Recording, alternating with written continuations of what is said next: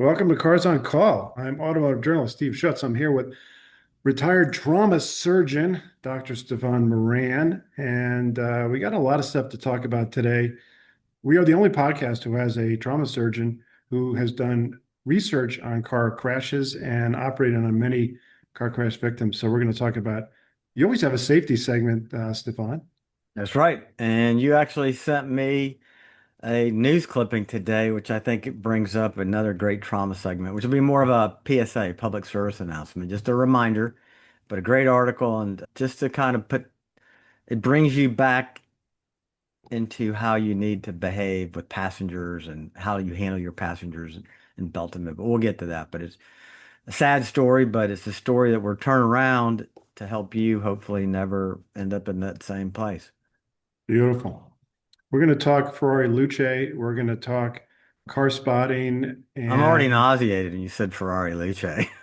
it's amazing the responses. We're going to get into Oh, that. yes, But before we do, you just took delivery of a car. that's right. So some of you may remember, but my favorite car of all time is a Shelby AC Cobra. And it's been a journey. So I'm gonna walk you guys through the journey with me. And but my car finally arrived. It's not ready to roll, but we're getting closer.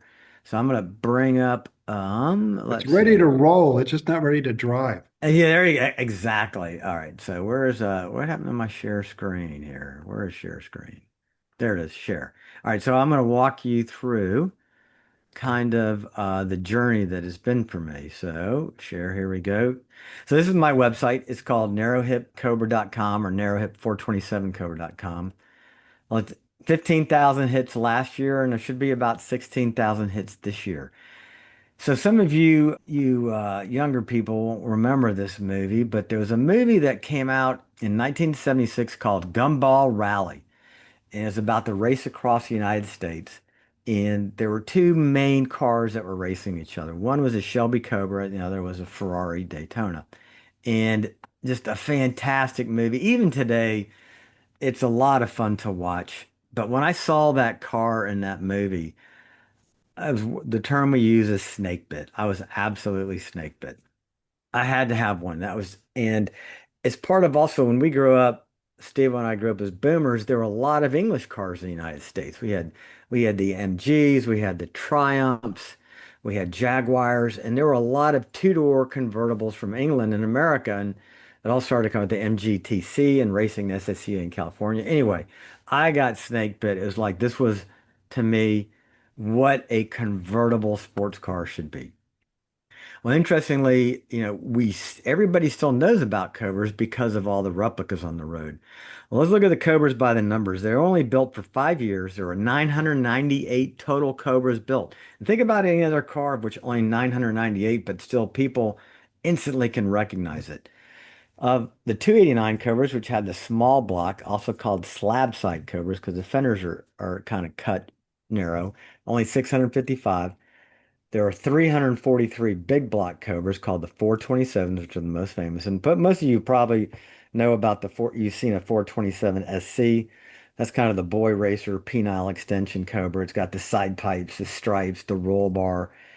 343 of those. Of those, there were 220 street cars, which had no roll bar, no side pipes. The exhaust came out the back, no hood scoop. And of those, there were only 32 which were called the narrow hip cars. And I'll get into a little more of that later on, the difference.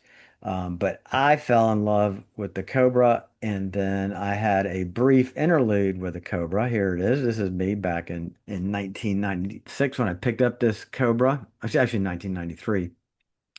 And it was an SC, so it was a Porsche red, white stripes, the classic boy racer. But I saw it in Hemming News and I got it at a great price. I knew I'd never keep this car, but it satisfied my urge for having a Cobra at the time. Sold the car to Bob Hupsch, rest in peace. He did not die in this Cobra, but he died eventually died of complications from a motor vehicle collision. So I had that Cobra, and I tell people owning an SC Cobra with the side pipes and the hood scoop and the noise, it's kind of like dating the captain of the high school cheerleading team who's a blonde, man. you're in love for about a week. And then when you get below the Ah, ah, surface, ah. and then when you get below the surface, it's just not something you want to live with the rest of your life.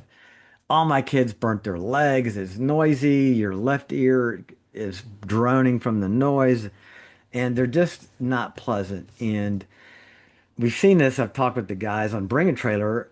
A lot of guys post-COVID YOLO decide they want to have a Cobra. They last about a year and they come back. The number of 427 Cobras that are being resold on the ERA is, I mean, on Bring a Trailer is absolutely amazing.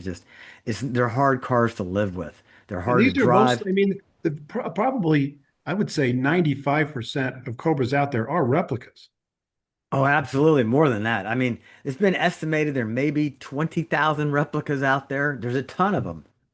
It is the most And replicated a car. thousand real ones. Yeah, yep, exactly. And it's think about it. This is a 60-year-old car design that to this day still turns head and people look at it. It's just a beautiful design.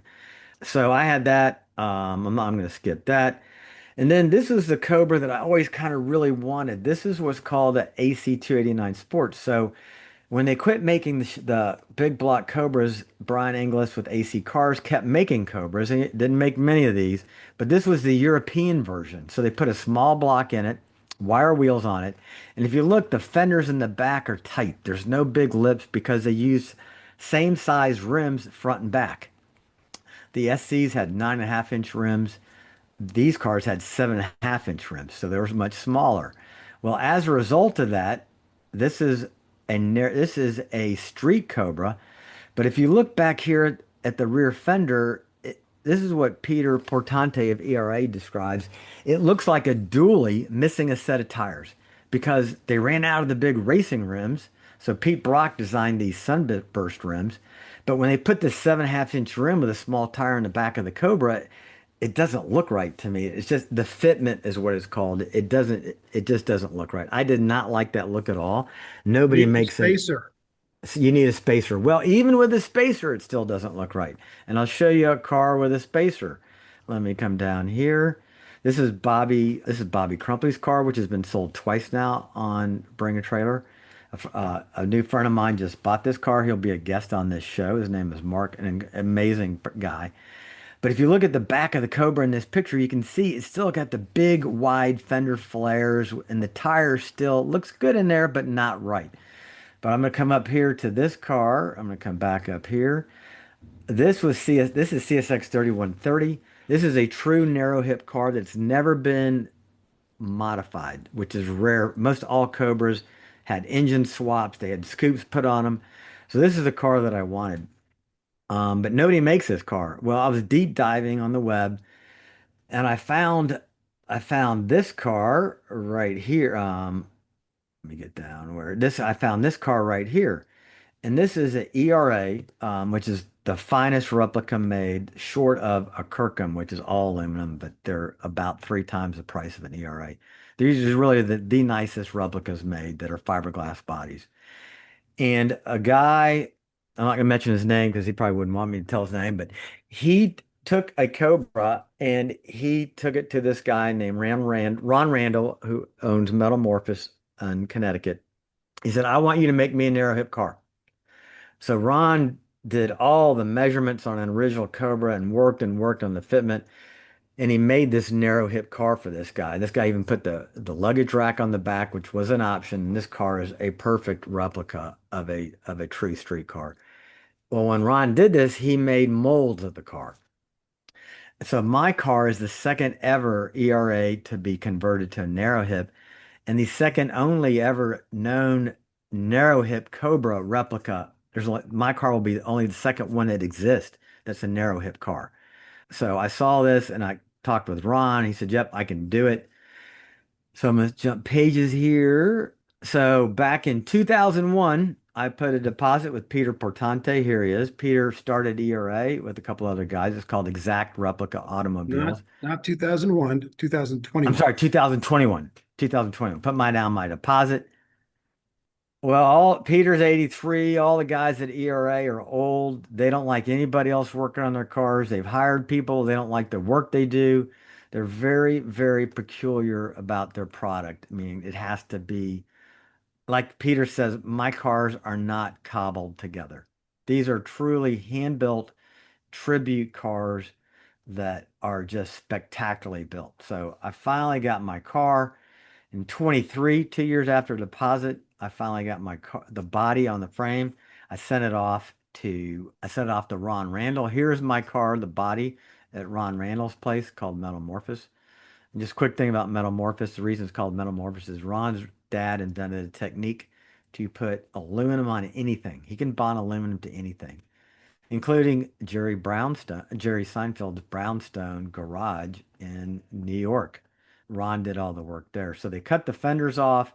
They had these molds. They put new fiberglass and they put the fenders on my tires. Now, this is a great picture. So this picture shows the original fender on the right and then my fender on the left. So you can see it's if you look at the tail light, you can see how much narrower my fender is. And it's got the look. There's a look from the top. So finally, they painted it, they got it ready. Then it sat at ERA for a long time. And there's the car painted in this gorgeous blue that is paint the sample Laventia Island blue, a color that Ron and I mixed. I wanted this It's a blue beautiful green. color. Does it have a name? It's called Laventia Island Blue. So Laventia Island is an island in Ireland that we went to on our trip. We saw the island on our trip to Ireland. I saw the color in the bay. I'd known I'd wanted a turquoise blue, and I saw this color, and I'm like, that is the color for my car. So Ron and I went through color samples, including one we may have backdoor gotten maybe from Singer. I can't say a whole lot more about that, but did have a color to compare. Here's the hood where Ron bonded aluminum to the inside of my hood. I did the same thing on the trunk, so it looks like the car's aluminum, not fiberglass. He made these are fiberglass spats coated with aluminum that come off to help protect the fenders. So the car sat at ERA, and I was in line, and I said, Peter, I said, I got to have this car. And Because it was, he did promise it earlier, and he this is did. now a 4 year, 4 year project. Yes, it's turning a 4 year project. And I said, and the car was supposed to end up being a turnkey car. I mean, I could get it and I was going to drive it home from Connecticut. It went on, and I'm like, I can't wait this long. So I said, Peter, he had the motor in it. I said, put the motor in it, put the suspension, put the tires on it. I will finish all the wiring of the car. I will finish getting the electronic fuel injection connected. I'll finish the exhaust. Just get me the car. Because really, I'm worried that ERA quit taking deposits 3 years ago. They just want to get the cars they have done. They don't have it. I'm not aware of any kind of transition plan. So I finally got the car a couple weeks ago. There's me in the car back, sitting in the car. This was in 24. I was supposed to have the car 6 months later. Anyway, here's a picture of some just phenomenal work that they do on these cars. Anyway, let me fast forward here. So finally, last week, let me go forward. Last week, this is the car at ERA. Ron and his son-in-law went back, repolished the car for me, got it all shined up. The car came on a trailer. Here it is. It had a steering wheel, dash, functional brakes, but no electrical work. Finally got it rolled into my garage. Seats are bomber brown leather from my flying career in the Air Force. This is the same color as an A1 flying jacket, the leather flying jacket you see in all the movies. Same color seats and dash. There's my engine, which is a original 1966 Ford FE block, which is original to these cars. These valve covers are new original stock. I found them on eBay. These valve covers were made in 1966, never used. I got them polished there on the car, Shelby. And then the one thing I do want to talk real quick about is you look at this. This is what's called an 8 stack. So there's 8 carburetors that go to the motor. And the guy that built this is a guy by the name of Jim Ingles. And let me see if it's here. Nope. Let me go. I'll go back. Jim Ingles worked on the original racing Cobras, and he still builds these intakes. They're called Ingles intakes. He builds them. So he built this car. It's autographed. It's signed by him. So I just can't. Little provenance. Here's the car in my garage with the sunburst rims on it, and it just looks absolutely gorgeous. So I've got the dash out. I finished the wiring on the front of the car. I finished the wiring in the back. Now I've got to do some plumbing on it. But the journey has begun. A 5-year journey in October. But I'm hoping that I can maybe have it running by September. Um, I've got to go to another guy. I'm having custom made stainless steel headers and exhaust for it, which is kind of over the top. But this is a car I'll never sell. My children will inherit this car. And that's funny, we've Andrew Clark, who's a former guest on this show, is a huge car guy and can make anything. But he said, that's my car, Stefan. I said, what do you mean? He said, well, you're putting my initials on your car. I said, oh, that's right. So I'm putting AC on the car instead of Cobra on the car. He says, it's Andrew Clark. It's my car. I said, all right. So I told him, if the girls ever sell the car, you get first right of refusal. It will be your car. And Andrew's going to help me finish some of the more complicated stuff that I can't do. But a Well, dream is coming imagine the true. cars. I imagine the girls will sell the car. It is beautiful. The color is really spectacular. It's kind of close to the classic Cobra blue. I don't know what that blue is called. Yeah, that is called, oh, geez, it a senior moment here. Guardsman blue. Yeah, It's it's kind kind of of close so to that blue, but at the same time, it's different. yeah. It's a wonderful, spectacular color. And Bjorn Borg, one of the all-time great tennis players of all time, retired at the age of 25. He retired too soon, and it was tragic. It's much more common to retire too late, and that is what the founder and president of ERA has done. They need some young the company ERAs sell at a premium on Bring a Trailer all the time. And I just hope somebody comes in that Peter agrees to sell the company to someone because there'll always be a market for these cars. At least there is for at least another 10, 15 years. I don't know about the next generation, but I hope that happens because the cars, the day they close their doors, those of us that are fortunate enough to own an ERA, mine is ERA 853. So Peter's only built, he's coming close to I think he wanted to hit the same number of actual Cobras ever built. He won't hit that number total. He's gonna be if you count his well, you know what? If you count his 289s and his Ford GTs, he will have come close to manufacturing about the same number. I just want to show this picture real quick. This is Sure. funny. I'm a total Ford guy, right? Yeah. Well, my car actually has GMC blue green metallic in it. Yeah, it's 37% General Motors color. But Well, it, by weight, that means your Cobra is 0.001% GM. yes, right.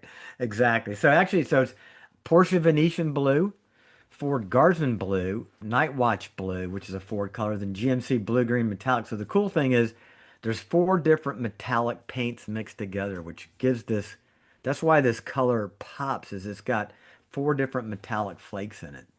And it is spectacular in the light. It changes colors.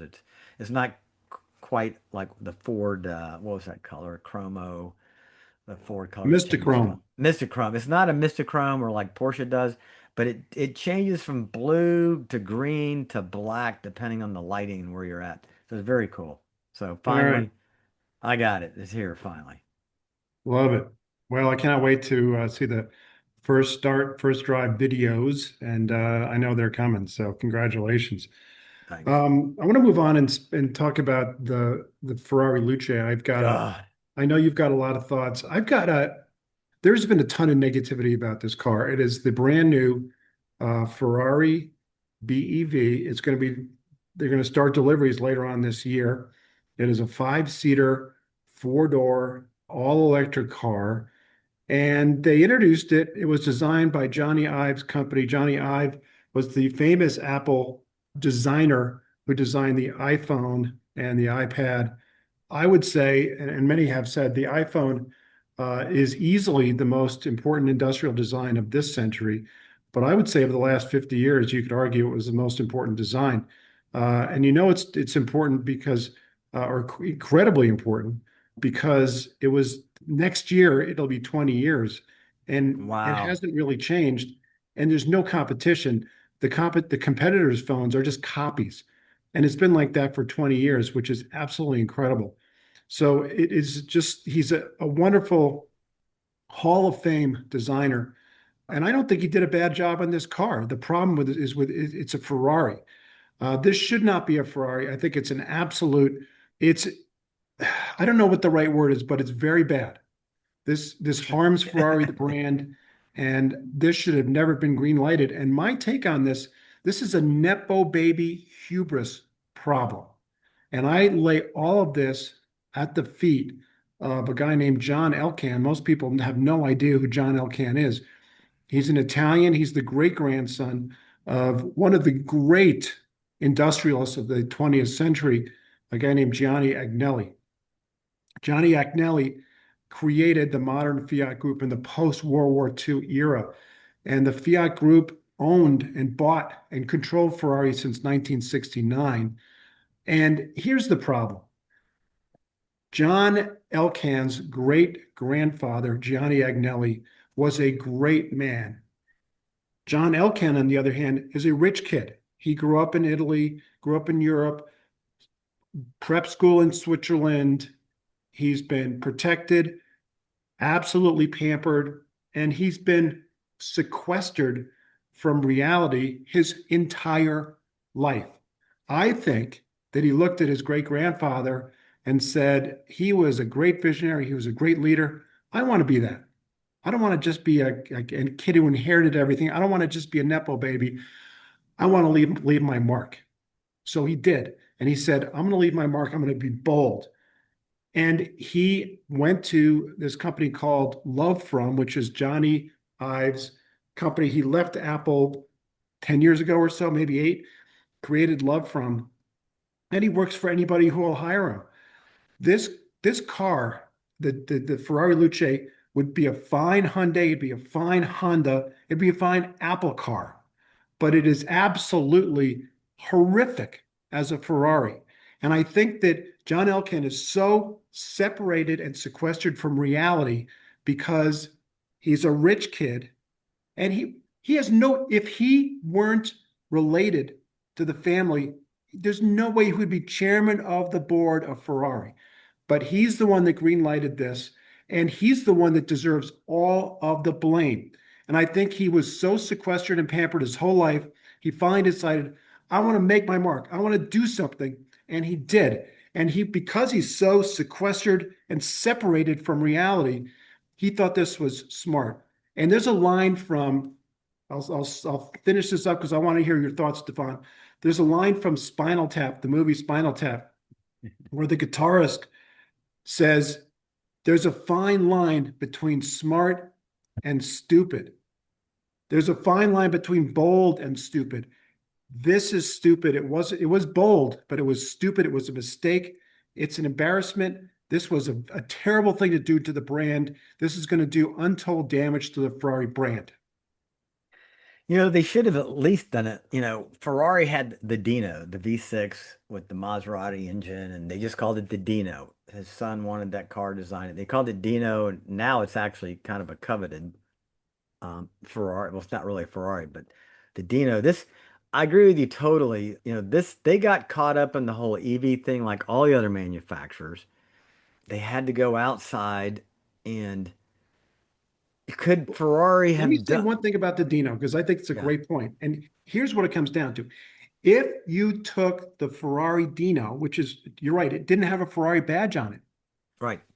If you took all the badges on it and you asked someone back then or today, what kind of car is this? They would say Ferrari. Exactly, yes. If you took all the So, badges off the Luce, they would say it's an Apple or a Hyundai. or just call it the Luce with no Ferrari badges. Doesn't mean something, but you're right. So, we all Ferrari is one of those brands that is just it is an emotional brand for everybody. I mean, even kids, everybody, Formula One carries on, but there's something about Ferrari that just it's the name, it's the history, but there is so much emotional burden and content behind that brand. This kills that. This does not support that. Now, you know, is Ferrari going to sell these? Absolutely, because what they're going to do is you want to get on the list to, first of all, to even buy a Ferrari, you've got to know somebody or be on a list or be a collector. Or if you're an entry level Ferrari person, you're going to have to buy this. And then they'll say, come back in a couple years and we'll put you on what do you want next list? By the way, the price of this is $640,000 $1,000, without options. which is absolutely so. th- And when they unveiled this thing to the world press, man, the press went ballistic on this thing. And there are some absolutely, I mean, fantastic quotes. So I'm going to go through of them. But probably, I don't think there's ever been a car automobile that has hit the market that has generated this amount of intense commentary. I think this is really, I don't remember anything ever hitting the market that people were this absolutely negative day. One, No, there was a Shmi 150 said, I can't say it's polarizing because if it's polarizing, there's two sides. He goes, there's no two sides on this. Everyone hates it. yeah. I'm just going to read a couple of things that came off the internet that I think, what a sad day to have eyes. It Whoa. looks, it looks more like an iPhone than an Italian supercar. By the way, it's not ugly. It's not a sad day to have eyes. Yeah. It's not ugly. It's just The not a most, Ferrari. yeah, the most mocked new vehicle since the Cybertruck. Yeah. Hear me out. This is a great one. It'd have been okay if they would have called it the Apple Luce powered by Ferrari. There you go. I like Oh, that. I like that. Yeah, I thought that was weird. Now, here's what's really this really takes it to the core. The most probably the greatest CEO of Ferrari since Ferrari himself was Luca de The Montelzello, Montezemolo.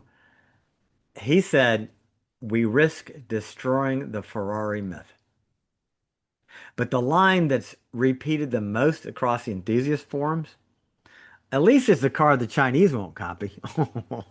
which Luca said. Which, oh my God. Yeah, Lucas said that. That's, I mean, Lucas says that. I mean, oh my gosh, Lord. But yeah, they're going to sell them. They're going to make money because it's going to be the deal. Like you got to go buy a Porsche Cayenne and a Macan if you want to get on a GT list. It's going to be the same thing. But will the memory, our modern day, because of social media, our memory is very short-lived these days. Will our memory of this being so atrocious be short-lived? We'll forget about it and forgive Ferrari. I don't know. I think when I see one in real life, I'm going to be like, nice Apple car, but that's not a Ferrari. You know, I don't think it's ugly and I don't think it's a bad car. I just think it's I agree with you, horrific. Yes. I totally agree. It's horrific that it's called a Ferrari. Yeah. And, you know, I've heard it said that you never want to rest on your laurels of success. You never want to take your success for granted. You never want to rest on your laurels of success, but you don't want to walk away from it either. And Yes. also, you know, what does this say about Ferrari customers? Ferrari is saying we can put our badge on anything and they're going to buy it because it basically it's insulting to the consumer and the customer. It's saying no, we don't care what you say. By the way, conversely, Lamborghini recently, I think last year, announced we have spoken with our customers and they say we don't want an electric car. So we have decided to stop all, and they were doing all kinds of research and development work on an electric Lamborghini. And they talked to their customers and the dealers, and they said we don't want it. So they said, okay, we're going to listen to our customers. I think that was a smart thing, and I think this is just absolutely stupid. And by the way, you can damage your brand by going too far in this one direction. And I think Porsche has done that. They went so far and leaned so far into electric. They went from having the highest profit margin in the industry, about 16%. Their profit last year, because of the Macan and the Taycan electric cars, was 1%. So if your customers aren't ready, and Porsche customers were obviously not ready for a Yeah. BEV, you risk not just alienating your customers, but you risk all of this financial foundation and financial momentum and strength that Ferrari has. Their stock is down, I think, 6 to 8%, something like that, since this happened. But this is awful. Well, I'm a Ford guy. I've said it multiple times, and I always like to bash GM, but I'm going to make a very positive comment about GM and the Corvette.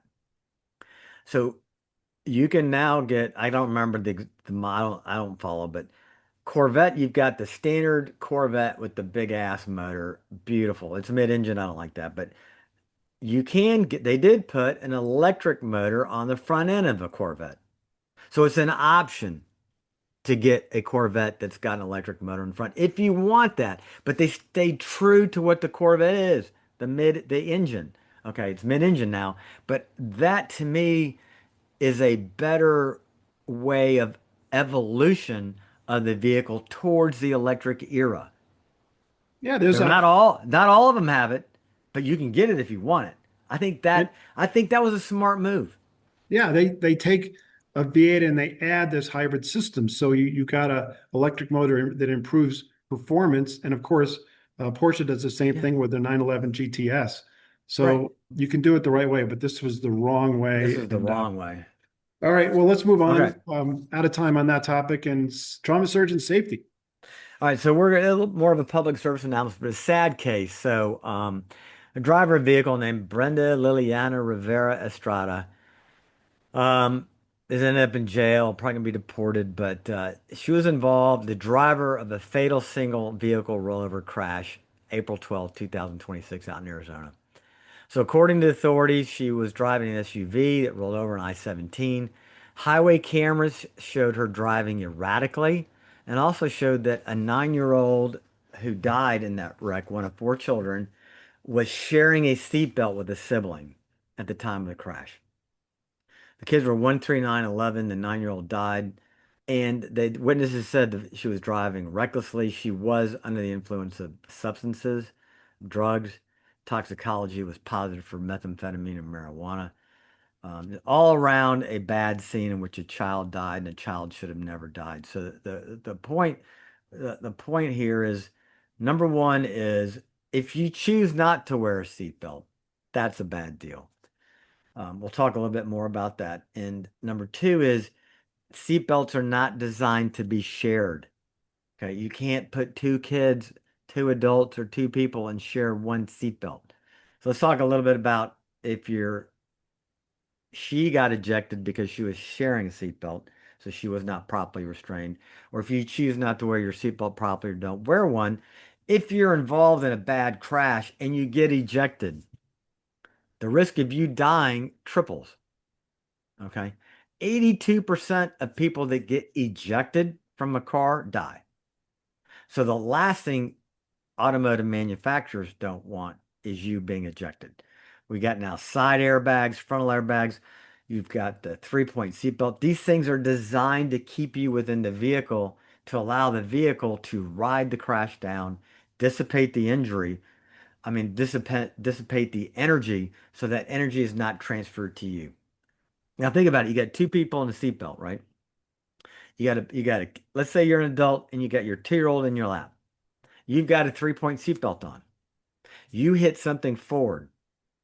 That child becomes your airbag. Okay. The airbag's going to go off. That child's going to then hit the airbag, then compress and hit the dash. You're going to keep coming forward and you're going to crush that child against the seatbelt and the vehicle. They have now become a secondary airbag to you. You don't want that. So double buckling is just, I gotta admit, when I had my first Cobra, the kids wanted to go for rides in the neighborhood. I put the two kids side by side. They shared a seatbelt, but we're in the neighborhood. We did not go outside of the neighborhood. I wouldn't do that anymore, but knowing what I know now. So you got to realize, remember, seatbelts are designed and crash tested for one person, one occupant. They're not designed and they've never been designed for two people to share it side by side, front to back. Just don't do it. But talking about kids and seatbelts, 2/3 of children are improperly restrained in booster seats. And what I mean by that is 2/3 of the time, the parents are not putting the seat properly in the vehicle. Okay, they forget the tethers that go to the back. They don't lock the belt when they put them in. So that's why a lot of hospitals have a program that when you go home with a baby, they go to the car and they show you how to put the baby in the car. They show you how to attach the booster, the car, the kid's cradle in the car, because we know 2/3 of kids riding around today aren't properly restrained. You've got little kids that aren't using booster seats. Follow the rules on booster seat age. Yeah, your kid may be a little smaller than average, doesn't want to look goofy like their big brother, doesn't want the booster seat. Use age appropriate booster seats. Make sure your booster seats are properly attached. And if you think about it overall, seat belts are designed for adults. Okay. So your kid is already on the bad side of the curve in a wreck because the seat belts are designed for adults. So make sure the booster seat, the car seats, all those things are optimizing your child to fit to the adult seat belt that's in the vehicle. So just if you've got young children or you have grandchildren, buy your own car seats for your car if you're using, if you're using your kids often, if you're helping your children out with theirs and you're picking the kids up at daycare or whatever, get your own car seats, make sure they're properly attached, tethered in the back, and leave them in there. So when you pick up the kids, you're ready to go. So let's save some kids' lives out there and make sure that you're properly restraining your children. Because remember, 2/3 of you listeners probably are not restraining. Your children aren't properly restrained, or your grandchildren are properly restrained. It's just you don't think about it, you put it in there. So a tragic event, all around just tragic, but an opportunity to educate listeners for your grandchildren, your own children. And if you don't have to carry your grandkids around, ask your daughter, your son, hey, you know, are you doing your child seat properly before you come home across the country to visit Thanksgiving? Just remember that. Appreciate that. Yeah, it's a sad thing. I remember we one of our children was going somewhere with another mom, and they said, "Oh yeah, we have room." And I said, "Wait a second, that's four people in the back seat." And she goes, "Oh yeah, we'll just double buckle. It's no big deal." And I said, "No, we can't do that." And I ended up taking, I forgot which son it was. Yeah. Must have been my favorite one because I said, "Yeah, don't double buckle." Yeah. Well, I sold my very favorite. I had the first gen Lexus GS 300, which is a I can't pronounce his name. Italian design. Beautiful Lexus Oh yeah, GS yeah, yeah. It 300. was it was basically it was taken from a design by I'll think of it. But it only had a lap belt in the rear. And when our kids got finally old enough, I had to sell that car because I needed a 3-point restraint with the third kid in the back when they moved out of the reverse facing seat. And I got the second gen GS 300, which was nowhere as pretty a car as the first gen. But I had to change, I had to, I gave me an excuse to buy a new car, but I was thinking about my children's safety. It was a good reason to give the wife to buy a new car too. Yeah, absolutely. All right, that was I'm looking at Ital Design, Giorgetto Guigaro, Yeah, Guigargo. Guigaro, right? Something like that. G U Beautiful. I Giaro, Yeah. Giorgetto Guigaro. Beautiful car. Yeah. Yeah, the designer of the Volkswagen Golf, the original Volkswagen Golf, the Oh, original really? Volkswagen Scirocco. Let me see. Yeah. I'm gonna pull up one. I'm gonna pull up real quick here. Images. I'll pull one up here. There we go. This would be a good picture. Visit. And I'll share this picture. It was a beautiful car. And I think even today If it's a you great. search Jaguar Kensington, that was the Guigaro design, and Yeah. that's the second gen.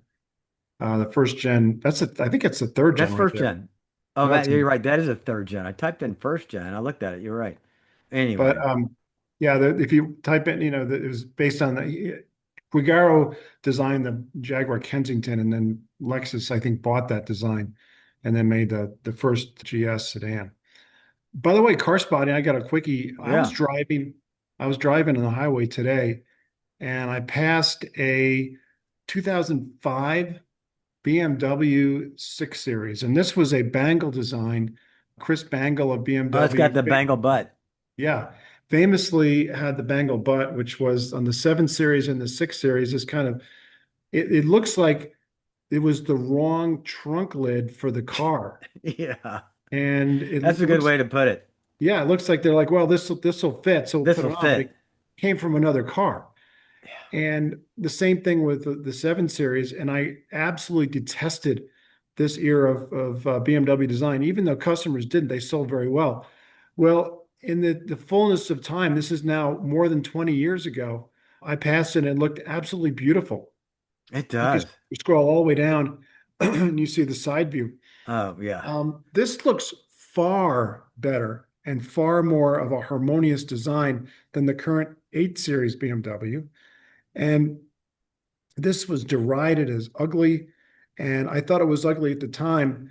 And I have to say, it looks beautiful. It looked absolutely beautiful. It looked contemporary. It looked modern. And it looked very, very cohesive as a design. And even though the trunk, again, looks like it came from a different car, when you see it today on the road, it looks like it belongs there. And it all kind of fits, it all kind of works. So I have to give Chris Bangle his due. He was ahead of his time, but I think he ushered in a golden age for BMW, at least sales wise, popularity wise. And I give him credit. At the time, I thought what he did was terrible. By the way, the 7 Series from 2001, if you want to search that, that was the first Bangle car. And I thought my thoughts about that were similar to my thoughts about the Ferrari Luce. Not as negative as the Ferrari Luce, but very negative. And I thought BMW was damaging their brand with that 2001 745i. And in retrospect, they were not damaging the brand, but I thought they were. And the E65 series that followed it, same thing. I thought it was just terrible. It was ugly and didn't look like the elegant BMWs that preceded it.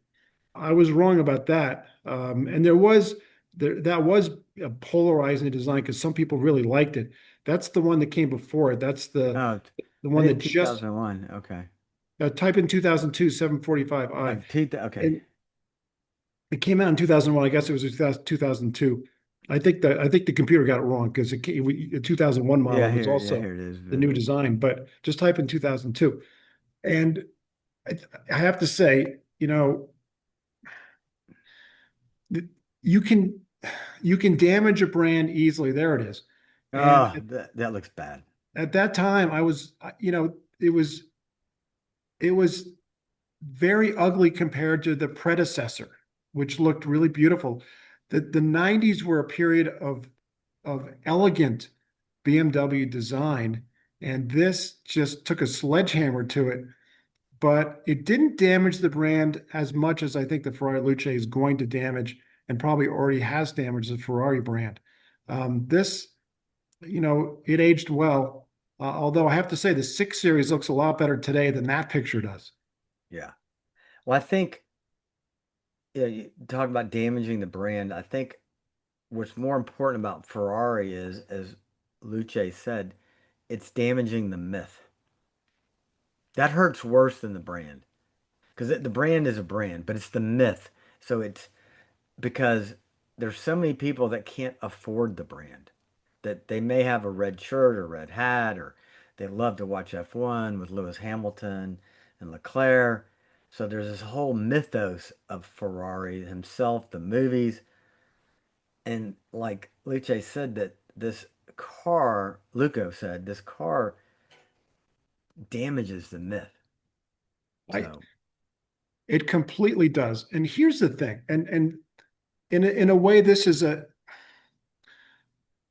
certain brands, Ferrari and Porsche and Lamborghini, they benefit from having this incredibly rich history and heritage, and they benefit from that. But you're a little bit of a prisoner because you have to make sure that every car you make connects to the heritage, connects to the history. And there must be a continuous sequential history and Evolution. connection. Yes. And the problem with this, I mean, the BMW 7 Series that we just talked about is a great example. Even though it was kind of jarring, there have been jarring BMWs designs over the years, over the decades since they were first created. And the Z1 and the M1 are the best examples.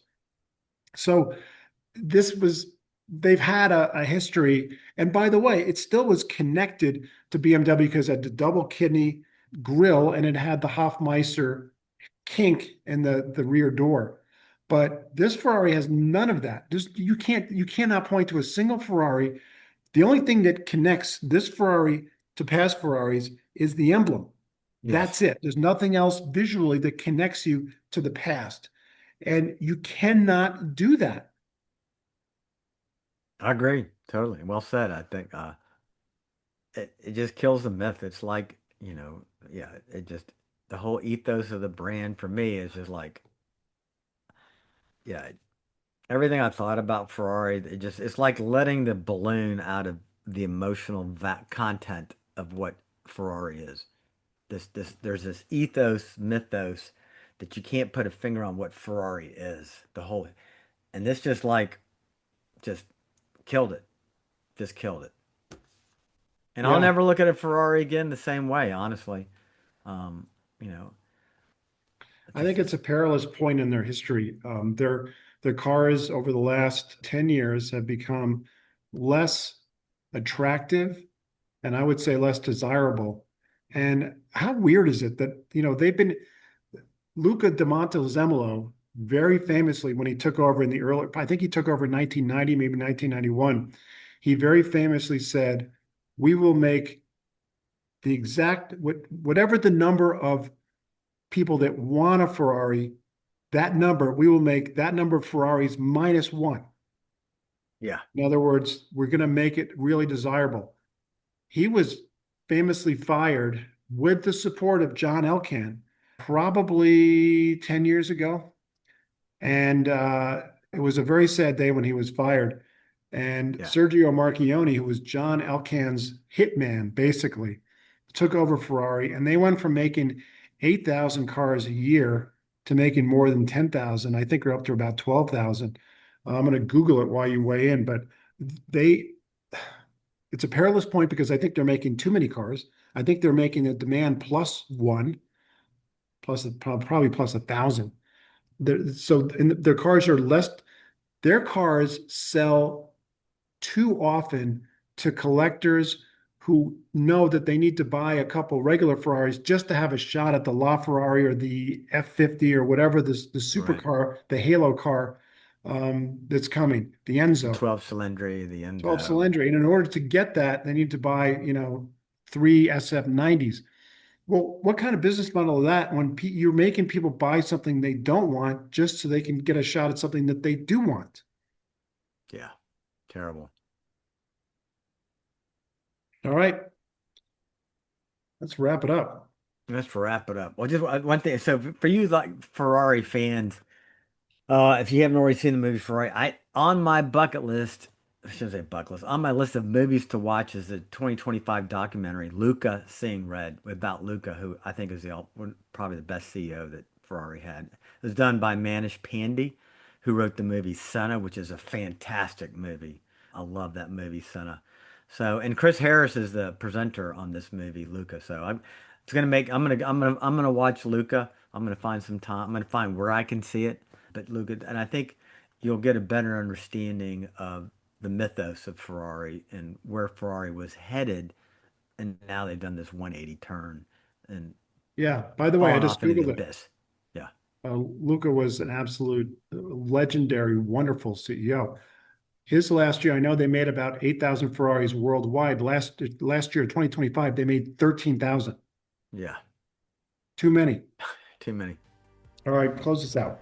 All right, everybody, thanks for listening. And remember to hit the like, subscribe button so you get little notification when we post another video or audio track on Spotify or Apple. And we'll see you next time.